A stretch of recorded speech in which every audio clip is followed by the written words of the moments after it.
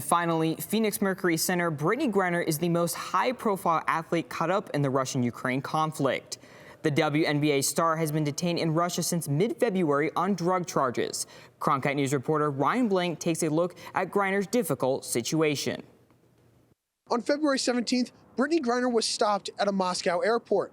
Customs officials alleging the star's center was carrying cannabis oil in her luggage. She's been detained on drug smuggling charges with very little information known.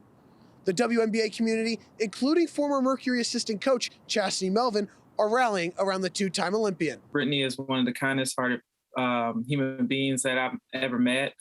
She was a very caring person, a very good human being to be around. Just went with the flow. Just couldn't ask for a better athlete with that type of platform and that type of star status. The star status that Griner carries has people questioning if her detention is politically motivated, since diplomacy between Russia and the United States is strained due to the Ukraine conflict. Doesn't make things easier because communication is difficult.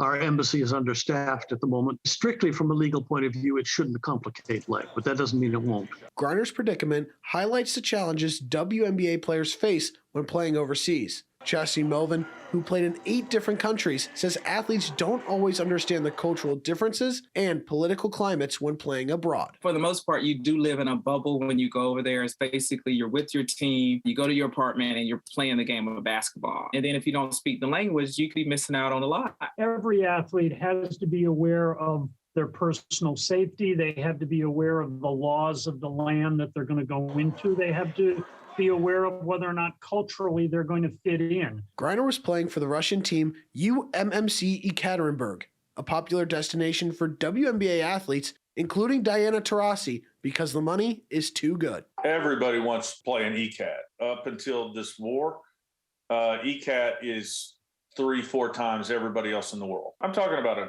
place where all of the top players ended up playing. While countless athletes have shown their support for Griner on social media, some people have been critical of the 2-time Olympic gold medalist. Some of these opinions are just atrocious. She's somebody's daughter. She's somebody's partner. She's somebody's sister. She's somebody's auntie. She is one of the kindest human beings with a huge heart. Nearly half of the WNBA's 144 players were playing overseas this offseason, including more than a dozen in Russia and Ukraine.